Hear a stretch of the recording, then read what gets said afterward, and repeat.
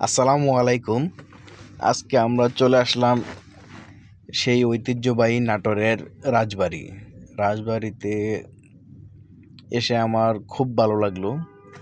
প্রাকৃতিক খুব সৌন্দর্য ঘেরা এই রাজবাড়ি। আপনারা যারা রাজবাড়িতে আসবেন, নাটোর আসলে অবশ্যই রাজবাড়িতে একটু আসবেন। রাজবাড়িটা আসলে দেখার মতো খুব সুন্দর একটা নিদর্শন। এখানে প্রতিদিনই শত শত লোকজন আসে।